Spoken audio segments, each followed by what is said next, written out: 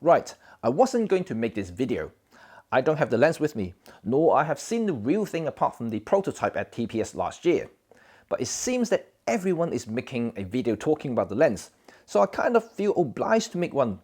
But no, I don't want to do that because there is no point just talking about it without showing you the real lens, the real photo and the real videos. But you've seen my live stream in the past and you know how much I love to have this lens. And I dreamed about this 150-400 Pro lens almost daily. So to satisfy my urge, I just want to share my thoughts and my feeling after reading the specs and seeing some sample photos, even though I don't have the lens yet, so we can all wet ourselves and boost our gas. I think we need this.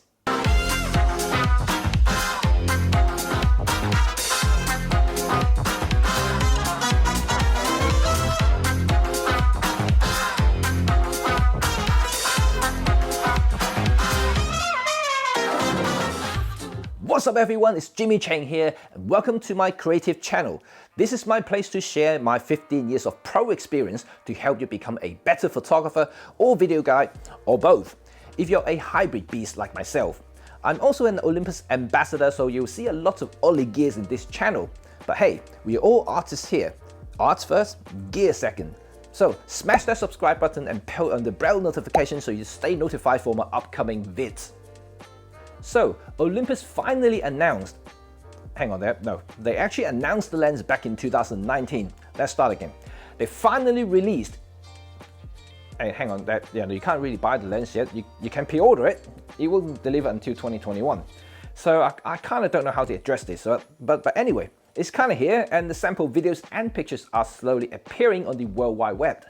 Holy cow, I haven't used these words for ages. Who knows World Wide Web anyway? People all call it internet or whatever social media they want to call them.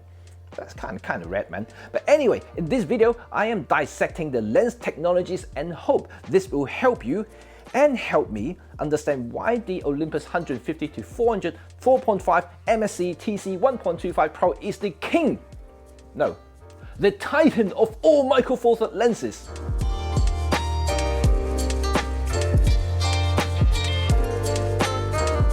Before the tech, let's be clear that Olympus shocked the world by selling its imaging department to JIP earlier this summer.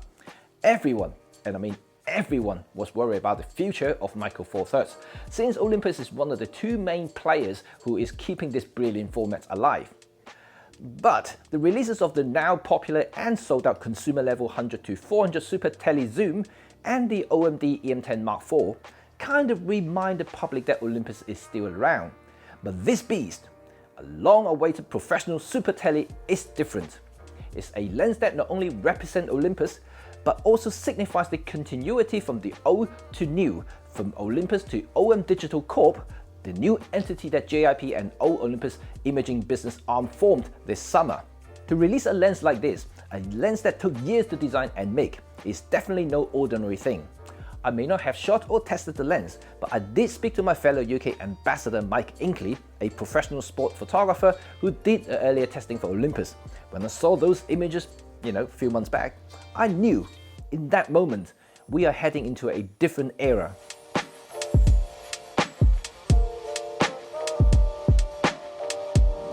Super Tele with built-in teleconverters is new.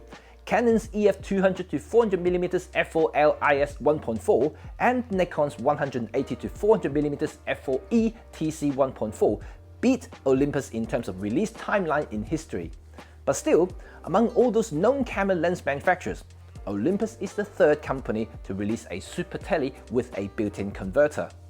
But Olympus is the first to give users an optical reach of up to 1000mm in 35mm terms without the need of any external attachment. That is bloody amazing.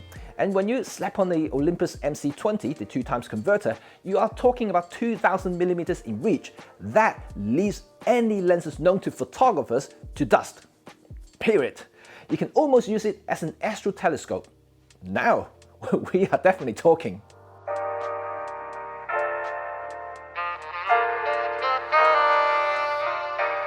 We are all accustomed to black pro lenses from Olympus, and why on earth did Olympus decide to put a white jacket over the crown jewel?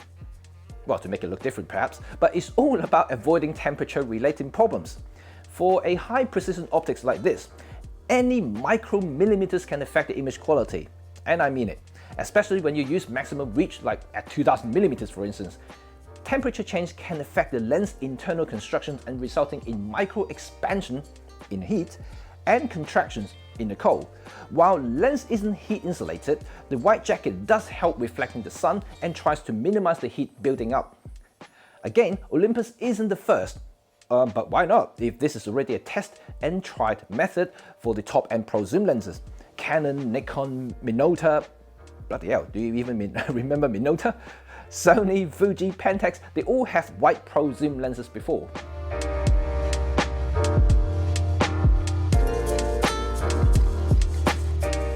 Yes, the 150-400mm f4.5 Pro lens is the largest and heaviest micro four third lens ever, but it's built to withstand a nuclear blast. It's also the first Olympus lens to use the same magnesium alloy as the indestructible EM1X with, listen, carbon fiber lens hood. Whoo! I'm really a sucker for carbon fiber and I will pay anything for something with carbon fiber on it. So at over 1.8 kilogram, it's heavy. But it's not as heavy or big for that matter when you consider a photographic lens with this sort of caliber and reach.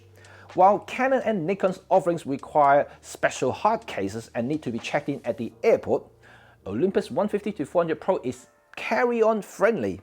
And yes, well, it does take up the whole bag, but it fits, and it means that you don't need to worry that someone is going to steal your kidneys away.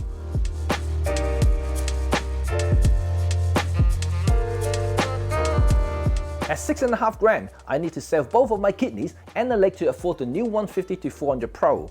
While you have the lens in the shopping cart, you may also want to consider adding an official PRF ZD95 Pro protection filter that uses the same coating as the front element of the lens to protect your investment, all for another 300 quid. But even at this blood-sucking price, the 150-400 Pro is still an affordable top pro super telezoom. In my Canon days, I wouldn't dare to even think about a similar lens, unless I'm prepared to sell all my organs and my soul. So the 150-400 Pro is more affordable than you may think.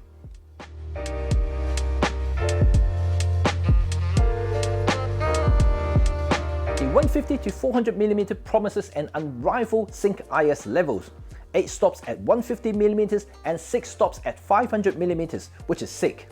But unless you have the knowledge to use a lens like this, these numbers mean nothing. It is a super telezoom at the end of the day, and you aren't going to get a sharp image with a half-a-second exposure. Don't even try and complain that this lens sucks. It's enough, more than enough, and definitely more than anyone else's current offering. But just to say, the paper spec of this lens is impressive, and the reason that this lens has such an amazing optical image stabilization is because how they designed the core group of this lens. Its compact, high-precision group sits between the front and rear elements. Also, being a micro four third lens, the large lens barrel provides sufficient room to let this element float in space, providing this crazy stabilization level.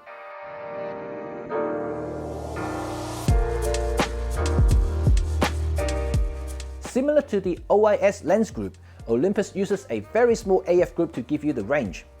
Due to the compact size again, the lens AF motor can be very efficient in power consumption.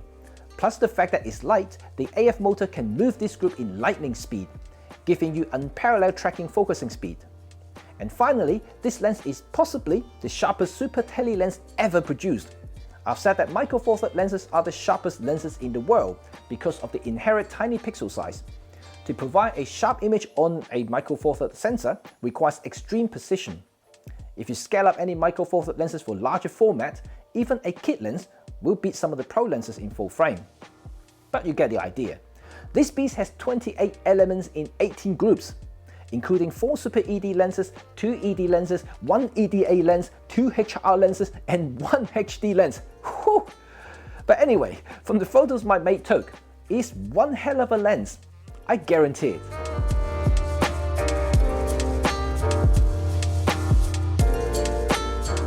There you have it. I've dissected some of the lens's most notable text and designs. What do you think? Are you tempted to get one? Do you need one? I've been eyeing this lens since I first saw the prototype last year. I've told myself that if my wife won't divorce me, my mother won't disown me, I'll get it. Obviously when I have the fun. I don't need one for my photography, it won't make any money for me like other lenses I have, but this lens will satisfy my desire of finally owning a truly remarkable landmark lens from Olympus. Even though that this is the first product that will be sold under OM Digital Corp, but the 150-400mm Pro was conceived and born with Olympus blood and soul. And it may well be the last M.Zuiko lens to be made in Japan. Peace.